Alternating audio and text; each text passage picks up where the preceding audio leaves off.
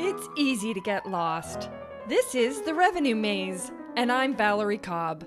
Join me as we navigate the halls, dead ends, and U-turns on your path towards upward growth trajectory. The Revenue Maze is sponsored by Revenue North Star, guidance and execution through fractional revenue leadership, uncovering hidden revenues, and empowering small business growth through process-driven sales customized to your company environment. Welcome, everybody, to another episode of The Revenue Maze. I'm Valerie Cobb, and I'm super excited today about this episode. This is an amazing human.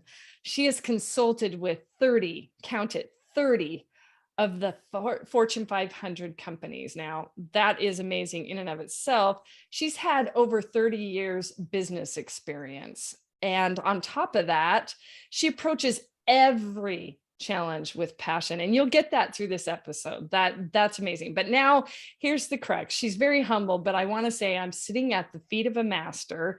She's got honors, all these amazing things. She won't like me saying that, but this is true. I am sitting with the CEO of ZenChange Marketing. Welcome, Diane Moura.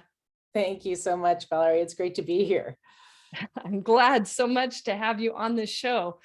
We're going to hear about all these wonderful things that you're doing. I want to start the show all the time with what the guests are waiting for, which is, what is one thing that you can tell the guest that will help them get out of the revenue maze? Well, it's a tough question to nail down to just one thing, of course. But if I had to choose one, I think I would say test before you invest. And what do I mean by that? So this could be before, if you're a startup and before you invest in a platform, maybe look at integrating some tools and white labeling and put it to market to a small test group and see what the responsiveness is. It could be, if you're a services business, test a new service on a small group of your clients and see what the responsiveness is, so you can continue to improve it in order to make sure that you're really meeting market demand. Because I find that a lot of the times as entrepreneurs, we get very excited about our ideas. I mean, we're by nature very creative. And sometimes we've got this whole thing going on in our heads and we haven't actually tested it with real people to see if they will actually spend money on it. And we all know in marketing the importance of, test and learn when it comes to advertising campaigns and all of that. But this is sort of another level of making sure that whatever product or service that you go to market with, that you've refined it as much as you can before you start putting a lot of money behind it, if that makes sense. It totally makes sense. And I guess when I start to think about test it beforehand, you're right, with marketing, we do a lot of A/B testing and things like that to make sure that we capture that. I know a lot of entrepreneurs, it's like my neighbor liked the idea, so-and-so liked my idea, all of those things.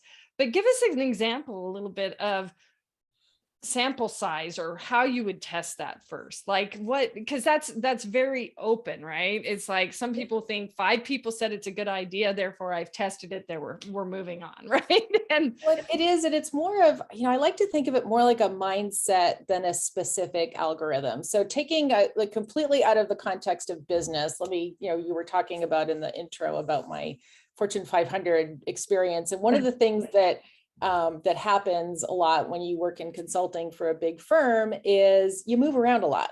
And so I got relocated a ton of times. And back in the day, I'm not exactly sure how things work today because it's been a while, but back in the day, they paid for everything when it came to your relocation, right down to any of the real estate transaction costs. So it was kind of financially in your best interest to, if you were moving from one city to another, to sell your house in one city, buy it in another, and then the company would basically pay for any out of pocket, which was great.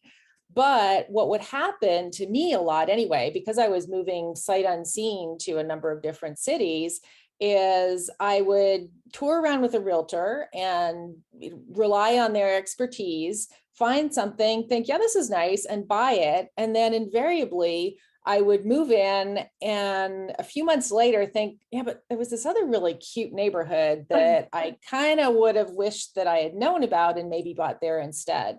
So that's kind of more what I'm thinking in terms of business, of, if you have an idea, look to do things like maybe bring on contractors to test out delivery before you actually hire a whole team, or perhaps look to partner with other business professionals to deliver something and white label that together. So it's really the idea of how can I very cost effectively, I mean, it's lean thinking in a nutshell. It's, how can I very cost effectively bring my idea to market, test it, refine it, make sure that I'm heading down the right path and that people are genuinely as passionate about it as I am in my head.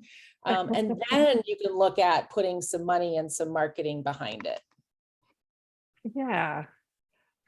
I love the analogy because I think we've all felt that, I know you said it's been a while, and yeah, they used to relocate you, and then, yeah, you end up in the neighborhood and you were like, gosh, I wish I would have taken some time because this is a big investment. And I've done that myself. I mean, we talked earlier about me renting right now because I'm building a house, and that was the product of that. And hopefully this 3 to 4 year stint gets me in the place that I really want to finalize living in for the rest of my life, because I've moved 20 times. But well, that's a great example, Valerie. You would not, had you been living at home and with your parents and then immediately said, I'm going to build a house, you wouldn't have a clue really as to what the best layout for you would be, so you really need to go out and test that. And in your case, you would have tested it by renting and living in other places and realizing, okay, I want a kitchen that does this, I want this type of a layout. It's the same in business. It's really about, making sure, we get probably as entrepreneurs, I don't know, like new ideas every day, every week. It kind of depends on the person. And, I mean, if you have a limitless source of capital, then, hey, put those all out there and see. But if you don't, then, part of that testing is, maybe brainstorming the idea with your team or with some people who are close to you. But then ultimately, if you're going to put it out to a small group of clients or customers, then, find a way to deliver something in a scaled down model so that you can get that feedback before you've put a ton of money into something. Yeah. In the product development haunts, you'd forecast 5 years out to see where you're going as just the foundation to see if it was even worth doing, right? And then secondly, then you'd start your peer advisory summits and bring them in and customers in and make sure, actually you start with peer advisory summits and stuff to gain capture, that kind of stuff after you get a thread from that. And then you bring in peer advisories to make sure that you're kind of right, I mean, sorry, I didn't say peer, I meant just core groups to test it. Like in healthcare, we call it clinical trials, but in other companies, you call it just trials, customer trials or whatever. And before you actually launch off into your launch. And it is, first of all, I think sometimes when we get in the bootstrapping mindset, we're not losing money, but we're losing whatever took the place of your value of your time, right? Yeah, and look, I think we've all learned, especially through COVID, the value, time is your most valuable asset. And so if you're spending too much time going down paths that are not going to be fruitful, then that becomes really costly. If nothing else, if you have the opportunity cost of what your time could have potentially generated. So if you think about, one of my favorite marketers, Seth Godin, I mean, his one of his key principles is really the product is the marketing. If your product is that good, if your service is that good, then you shouldn't really need to put enormous amounts of marketing spend behind it. So really take a close look at how can you differentiate your service, how can you differentiate your product, so that if you put it up against your competitors, and remember, your competitors are not just a direct, I'm offering the same service or I'm offering the same product as you. Is like, what else fills that need? So a lot of times I'll talk to entrepreneurs and they'll say, oh, I've got this really cool idea and it has no competition. Well, it does, because something else is filling that need, perhaps in a different way. Maybe not well today, but it's filling it. If people have a need, they're figuring out a way to get it done. And maybe it's not as elegant as what you have in mind, but they're getting it done. So your competition could be, I'm going to do it myself. Your competition could be, I have to buy these 3 things because there isn't one thing that does what I need, but those are still forms of competition. So it's all of that upfront testing and planning and thinking and analysis, that the more of that you do, the less you're going to end up in a cash strap position later on, because you underestimated what it would take to bring something to market. Yeah. Yeah. I love it because there's the Uber taxi Lyft model. What are other people doing besides Uber, Lyft, and taxi? They could be walking from A to B. It's not efficient, but that's what they can do, because all it is transportation, right? And when you've worked with big sales teams, when you're trying to train reps to realize that, it's like the light bulb goes off. Oh, that's a competitor too. Yeah. Because at the end of the day, you're not selling stuff, you're selling a solution to a problem. And if the problem that you think is there is not actually recognized in the minds of enough people, then you don't have a viable product or service. And if your product or service doesn't meet that need in a way where people truly see enough value to justify whatever you want to charge for it, then it's also not viable. So you can put all the marketing money in the world behind it, and maybe you'll get initial traction, but if you don't get referrals or repeat business, however your model is set up, then you're not going to have the longevity as a business that you need. So it's all of that upfront planning and strategy is really going to make the difference. And that's challenging for a lot of entrepreneurs, because you have an idea, you want to put it out tomorrow. And that is, one of the nice things about having a smaller enterprise, whether it's a small business or a startup, is that you don't have 25 layers of corporate bureaucracy where you have to run it up the flagpole and get a bunch of people to weigh in and approve. Sure. That, if you're the founder and you like it, in theory, if you've got the capital, you can just do it. But should you? That's really the thing is, should you? Yes. Time to market is a factor for sure, but should you really push out whatever you have in mind? So surround yourself with experts and people who can really test your thinking before you start to spend that money. Well, and that's the beginnings of the marketing message too, right? Because if you really do have that, then you uncover all the differentiators while you're doing that, right? You're testing the market, you're finding what their voice is, you're doing all those things. And we know with the small businesses that a lot of times they have a great success from a couple of neighbors or people down the road or whatever. But I loved what you said when you said enough people as well, right? So the analysis of what is the market share out there that you are expecting to capture, because it's not good enough to have 10 people buy the product, unless of course the product is 1.5 million each and you have you got 20% net margin. That's not everyone's product or service though. So we would just love it, right? Oh, here you go. And everybody's just going to buy that. And that also limits your possibilities as well. But I love it because, it's interesting on this show because there are just all these cool little nuggets that people say that just capture the essence of what you're trying to convey to the rest of the audience, which is amazing, right? Enough people, not that there is demand, but enough demand for what you're doing. And the risk of, so a lot of times, again, when I'm talking to entrepreneurs, I'll hear something, I'll ask them, who is your target audience? And they'll say, it's Gen Z. Well, okay. That's That's pretty broad. that's a big, Um, that's and, a TAM.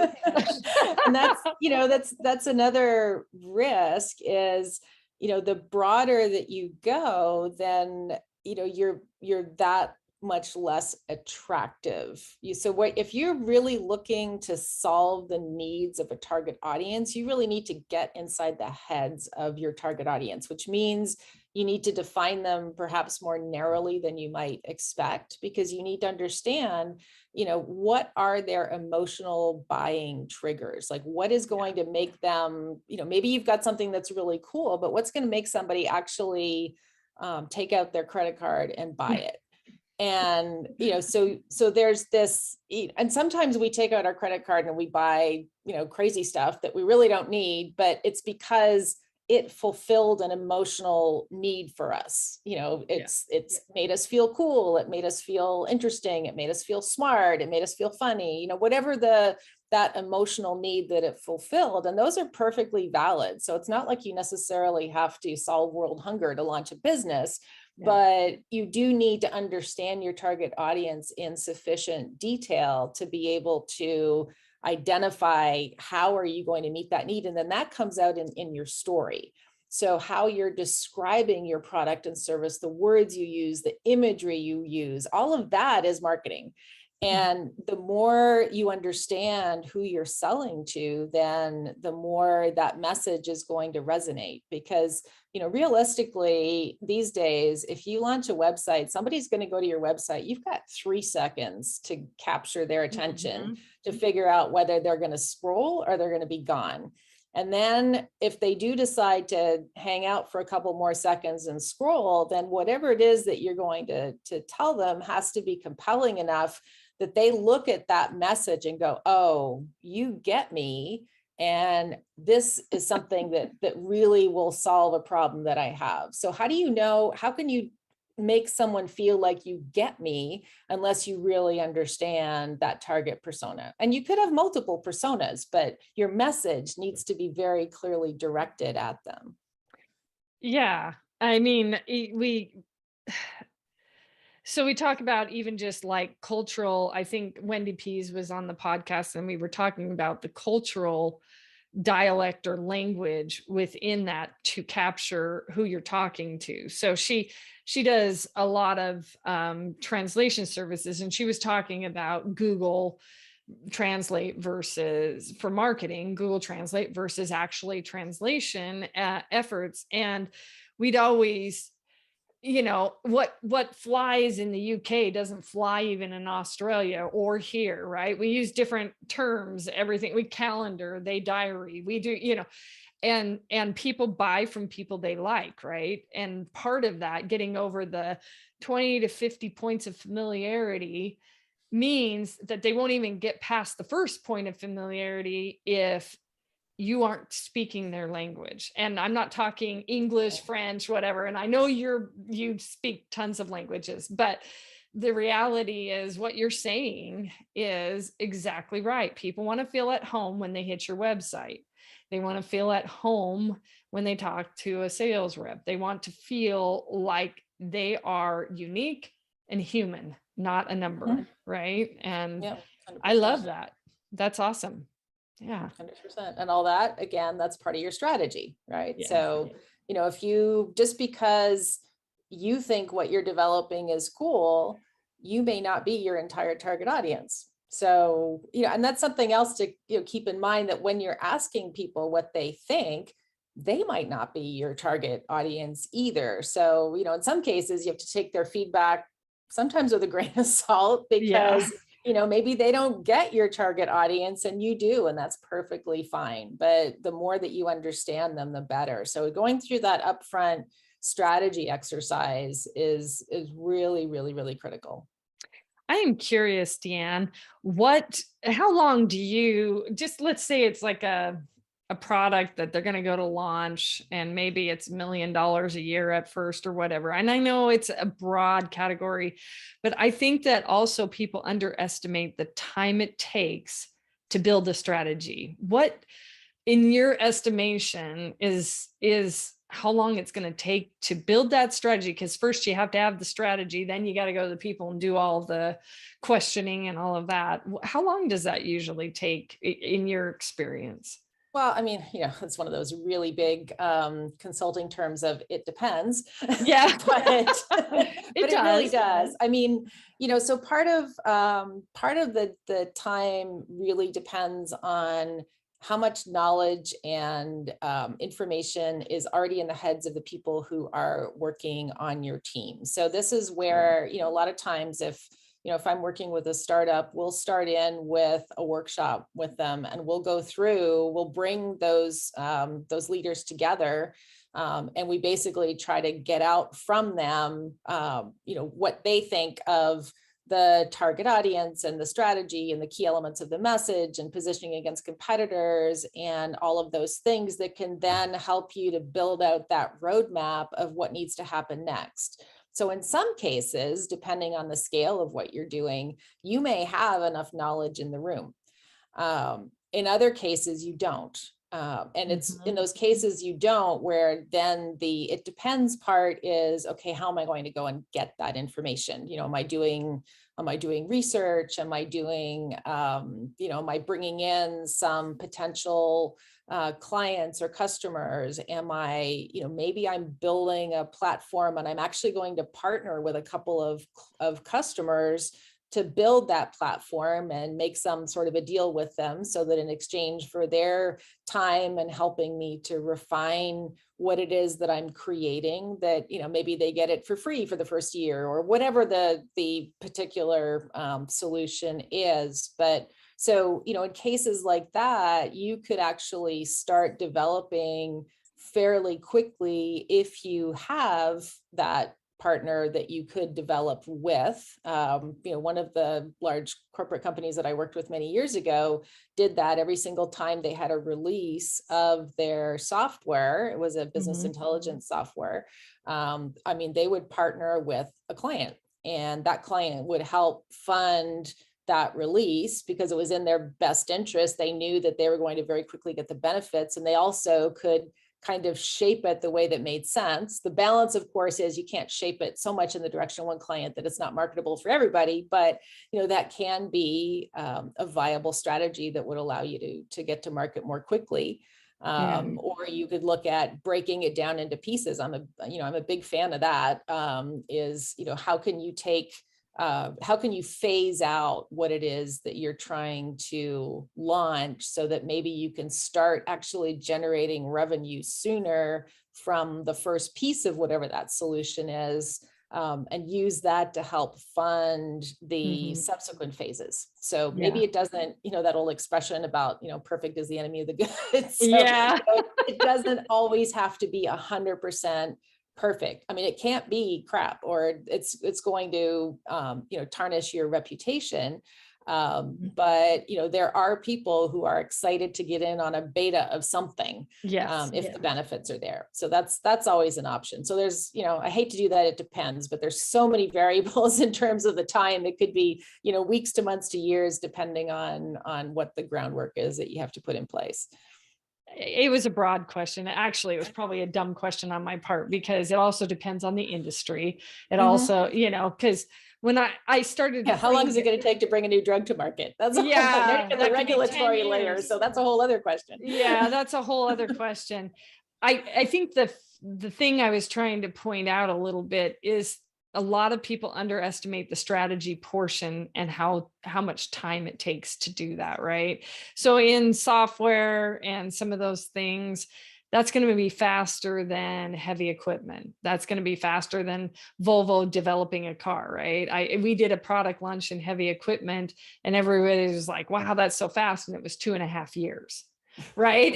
And so, but the strategy portion itself took, just the strategy of how we were going to even test the market took a year, right? Building it the right way. Of course, we had other product lines that we were working on as well. So I couldn't tell you which one, but software, sometimes you can turn them very quickly, but it's still not overnight, right? It's still going to take time.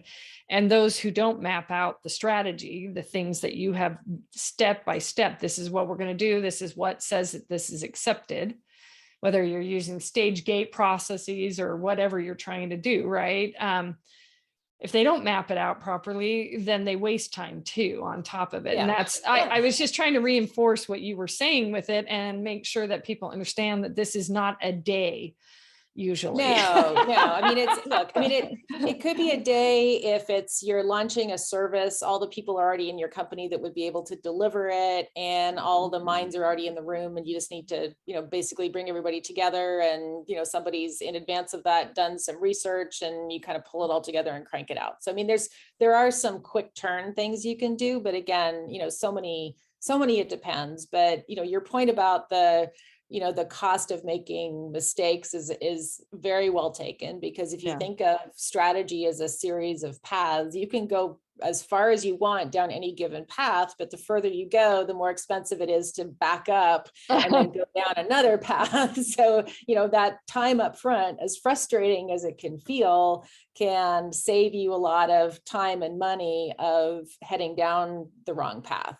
And, I think entrepreneurs in particular are, often when I talk to other leaders, they're like, why is it that I have to make all the mistakes first? And it does feel that way a lot of the times, that, sometimes you get these ideas, because entrepreneurs are often on the leading edge, sometimes the bleeding edge of some things. The bleeding edge. So I love that. I mean, it's untested ground. And so, you get this great idea and you start going, and, it just, the cost of going down that wrong path can be significant, but it's not like there's 100 other companies who've done exactly the same thing before that you can use that as guidance. So that's again where I think surrounding yourself with smart minds, so that you can at least kind of intellectually model those different strategies, and get that feedback, I think is really helpful.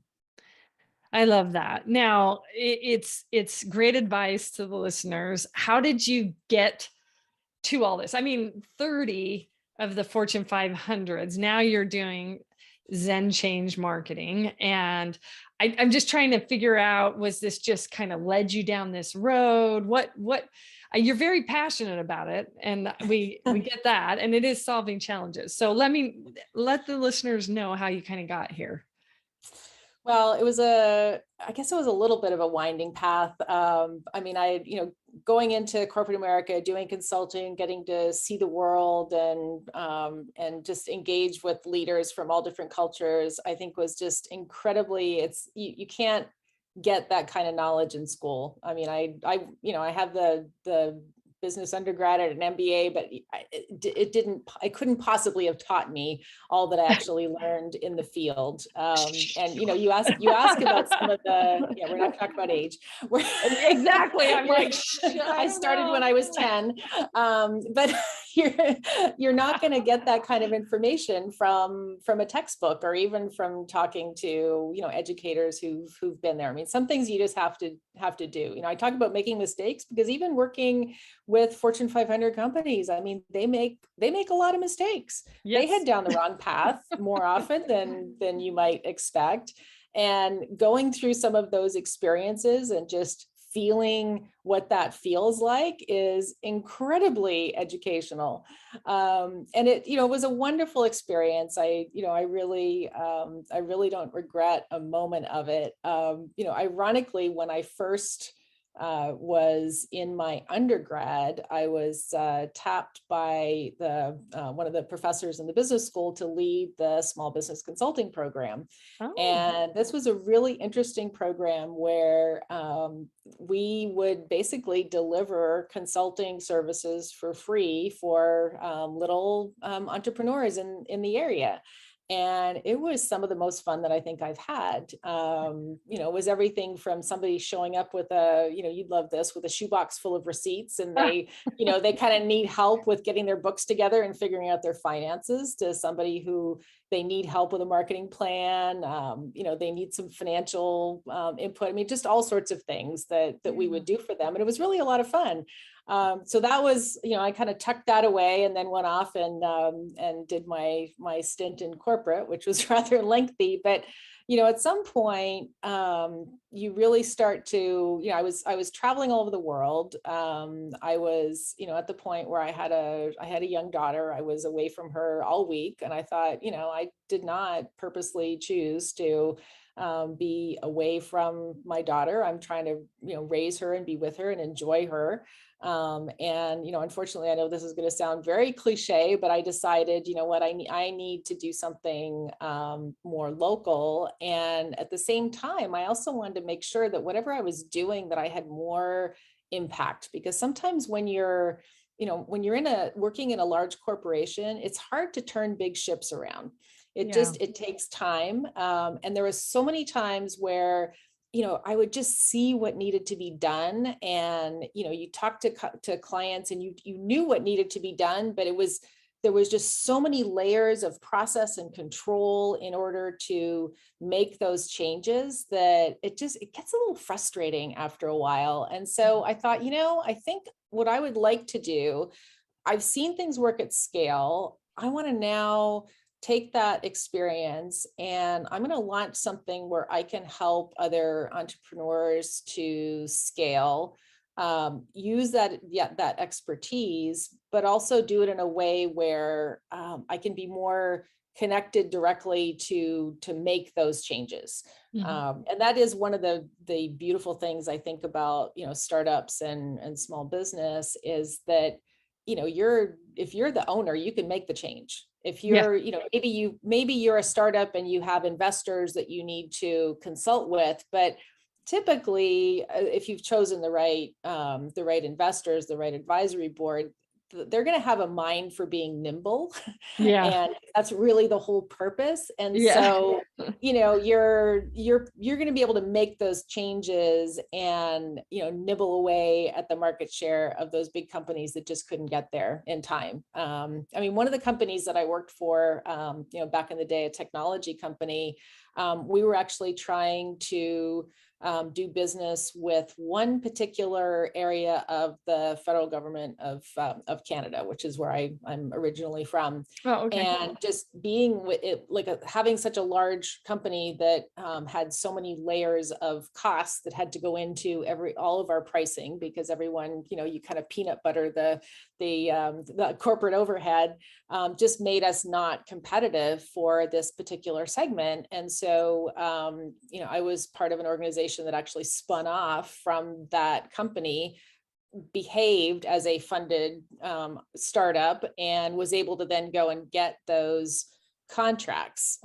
So just the difference of having that nimble structure really makes a lot of difference in terms of what you're able to accomplish. And honestly, it's a lot more fun. So I'm enjoying myself more now, I think, than I did then.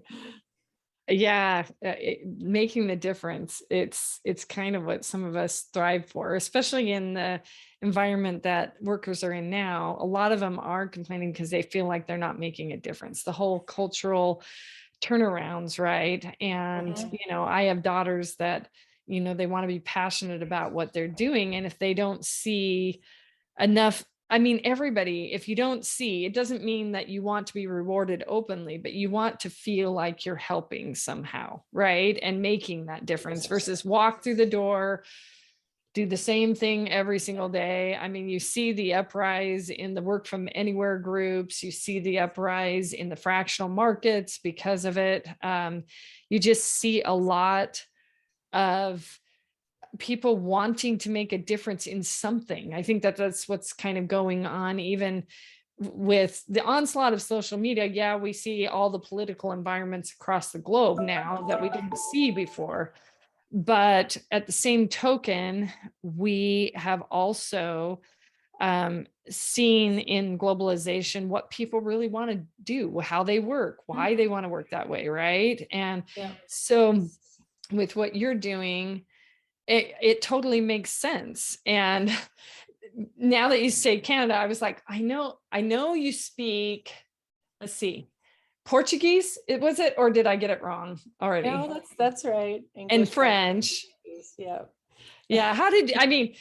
Yeah. So was that because you grew up in Canada and you were close to all the languages, or did Yeah, I you? mean, I worked in French for a while in Canada, Okay. and so that was where that came from. And then, did a lot of traveling in Latin America, and my husband is Brazilian, so there's a Oh, connection there. So, but it's interesting though, getting back to what you're saying on, yeah. you're talking about the Great Resignation and the kind of the whole wave of people seeking meaning in their work. There's a very important message there, I think, for entrepreneurs in terms of how you describe your business and how you run your business. So, there's just some things like, obviously people want to either work from home or they want a hybrid model now.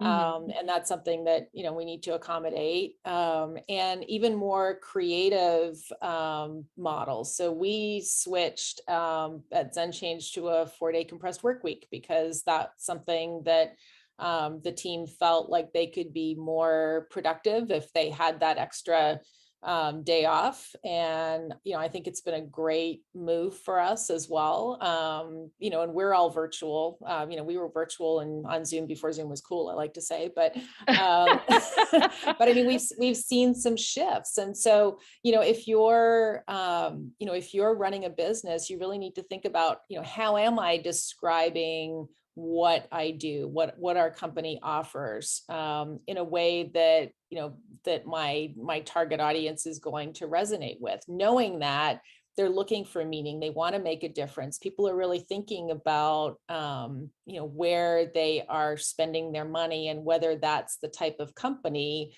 that they want to support. So, in some cases, in a lot of cases, it's not always all about price.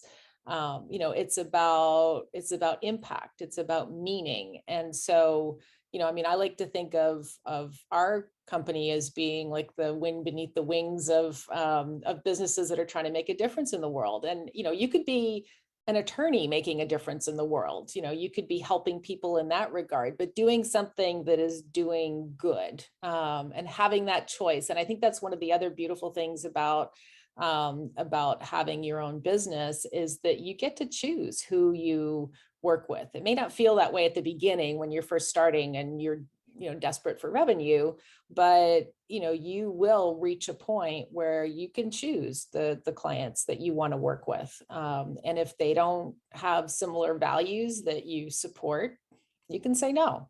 And, that makes a difference also to your team, knowing, who they get to work with as clients. So there's, that whole aspect of meaning and, giving back and being genuine and having a message and telling your story.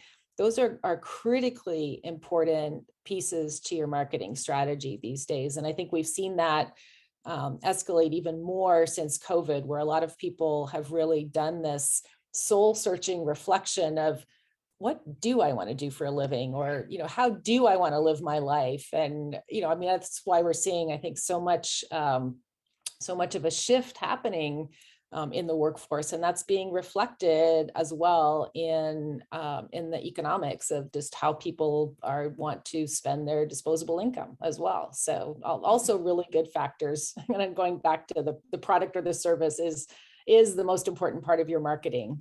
That is a very important element as well. Yeah, that's amazing. We worked from anywhere in 2004 from the Cayman Islands, where it was a bit before all of this, but we did homeschooling through K-12 through the state of California at the time. And we did a lot of things that they were doing in COVID now back then, and I remember how challenging it was. And I was talking to John from Work From Anywhere, that whole group. I don't know if you're a member of that, but it might be a great group. But we were talking about how to his whole thing is about tax treatment in the multiple companies because you're working from anywhere, right? And so when you said that there was, it's not always about price, you're right. It's about the trade-off. Sometimes you actually earn more because you're not driving your car. You're not stressing out so dang bad.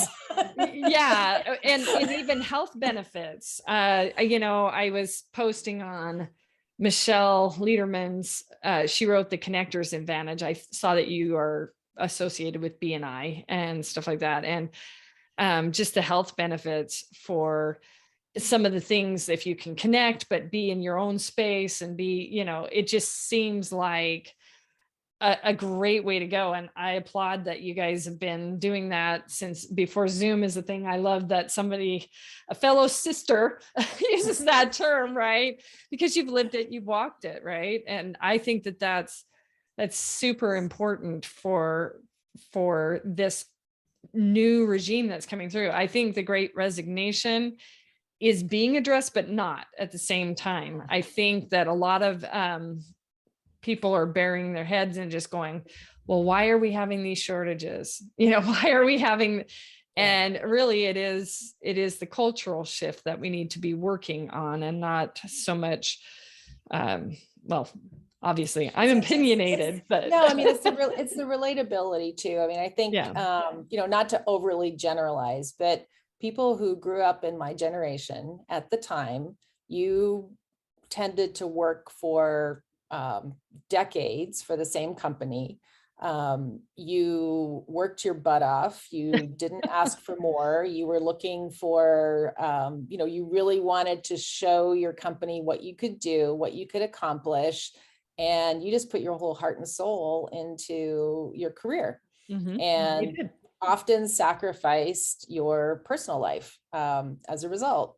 And that's just not how things are. But people my age are the people who are leading in corporate America right now. And so there's that relatability aspect of, and it's always easy and very cliche to say, oh, the young generation, but it's it always happens. I know it's always going to be different. I mean, at some point somebody looked at us that way too, but I think it actually is a really positive movement in terms of social change. I love seeing what today's younger generations are doing, and what they're thinking, and what they're willing to speak out about, and what they're willing to fight for. They're a way gutsier, I think, than we ever were. And I could not be more excited to see what they're able to accomplish as they rise into the leadership ranks. So, for any leaders out there who are feeling like, oh, the Great Resignation, it's going to go away, or that, why can't people just, suck it up and go get a regular job? Yeah. I mean, time to open your eyes. And I actually think there are some really good things coming as a result of the fire in the belly that these, today's younger people have. And, just kind of one other note on marketing when it comes to that is, think about that generation and how your products and services are going to evolve to meet the needs of that generation. Because even if they're not the direct consumers of whatever it is that you're selling today, you can better believe that they are very strong influencers, because their families are listening to them. Other people who might be a little bit older are listening to them, and they are very quickly going to grow into being your customer. So what are you doing to meet them where they want to be? Yeah. And that becomes part of the strategy that you were talking about to begin with. Who will that be in the next 5 years? Who will that be in 3? That kind of thing. So Deanne, I love everything that you've been saying, and this has been so engaging. I know that you have got to have a passion outside of business. So what do you do for fun? Just kind of, Well, I got a COVID puppy. We now have puppies named COVID. As many did. So she's kind of, she's a lot of fun. Love hanging out with my family and watching movies and, going to the beach. I live in Miami, so, Yeah. the sun and the pool and the beach are kind of a big part of our lifestyle. And so all that our wonderful city has to offer are also kind of exciting pastimes for us. Sure, sure. Are you a scuba diver out there? Are you on your Oh, hobs my all scuba over the diving world? days are, oh my goodness, I have not done scuba diving in years. Maybe I'll get back to it someday, but Well, yeah, it's been about 6 years for myself, but I love that part of the world because of the scuba diving and then the hop and jump from Miami to any of those islands out there that give you all just the warm water. I'm out of Coeur d'Alene right now. And yeah, it's wonderful in the summertime and everything, but the lakes are massive. So it feels like oceans and we're surrounded by them and it's lovely, but they're like 50 degrees. yeah, I remember. Hey, I grew up swimming in very cold Ontario lakes, so I totally get it. Exactly. And it's the same with the Pacific Ocean. I go, oh my gosh, how did I do that when I was younger? But I pine for your ocean temperatures and your all that kind of fun stuff. And Like then I always tell my Canadian friends and family who ask, like, oh, I was like, oh, well, you get to live in Miami. I'm like, life is about choices. yeah, exactly. It's about choices. You come and go. You can make that decision. Especially we're talking Absolutely work from right. anywhere, right? Right? Why can't you work from a beach? Exactly. There's got to be some product involved with that. I don't know what it is, but I just love it. Well, the group would love to know how to get a hold of you, ask you questions, those types of things. So, what is one place? Obviously, we'll post on the podcast some of your other places, but what is the best place for them to be able to reach you? I would reach out to me on LinkedIn. You can message me there. It's Diane Moura, Diane Moura, or you can catch me on Instagram at Marketing Strategy Gal. Okay, that's awesome. And remember, it's DN, but it's spelled the US Diane, right? So that It people can is. get the okay. Because I don't know, maybe that's a whole nother topic about the French language and so, all those things. I super Someday, fun. version 2.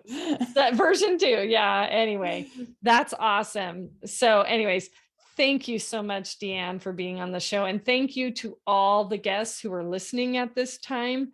Where if you like it on the podcast, like it on LinkedIn, show Deanne your love of the podcast. And yeah, it's just been exciting. Thank you again, Deanne. Thank you, Valerie. It's been fun. Thank you all for joining another great episode. For show notes, links, and resources, visit revenuemaze.com. And never forget, you are why.